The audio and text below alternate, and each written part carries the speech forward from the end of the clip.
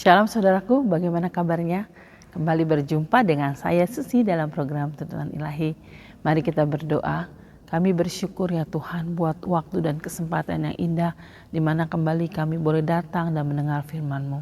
Berbicaralah ya Tuhan, kami siap mendengar dan melakukan firman-Mu. Terima kasih Bapa.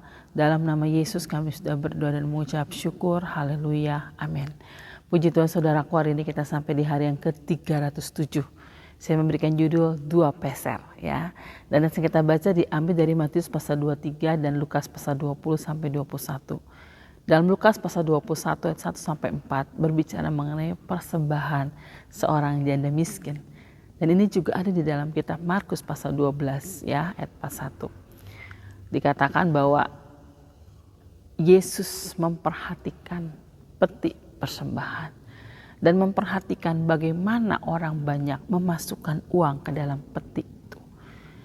Dan dari kisah ini dikatakan bahwa ada 2 orang. Yang pertama adalah orang kaya dan yang kedua adalah janda miskin.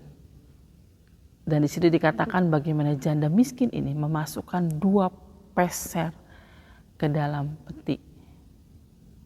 Ayat berikutnya mengatakan, lalu ia berkata, aku berkata kepadamu, sesungguhnya janda miskin ini memberi lebih banyak daripada semua orang itu.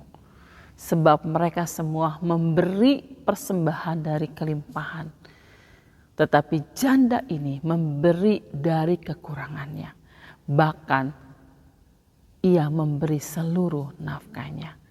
Saudaraku, pada masa itu janda atau seorang perempuan, ya, bahkan ini janda miskin itu tidak dipandang, bahkan mungkin bisa dikucilkan, tetapi kita bisa melihat bagaimana Yesus memperhatikan dan bahkan mengatakan bahwa persembahan janda ini lebih besar daripada persembahan orang-orang kaya.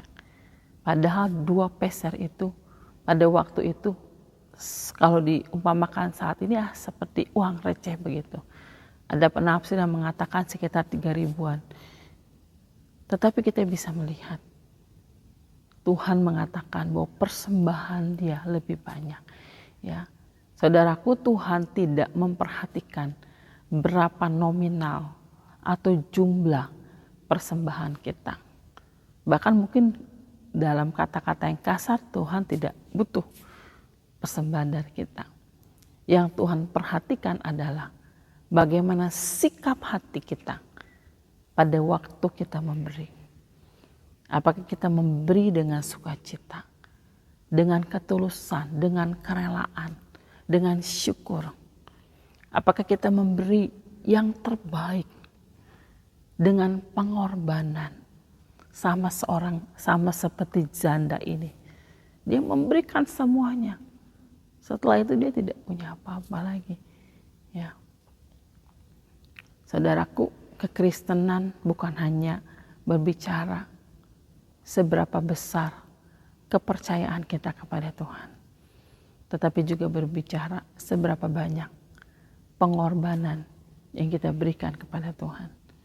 Sudahkah kita memberikan yang terbaik untuk Tuhan?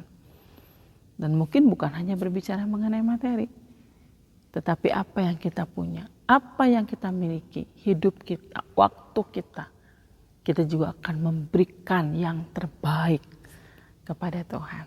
Ya, ketika kita memberi dengan pengorbanan, maka persembahan itu menjadi persembahan yang berkenan di mata Tuhan.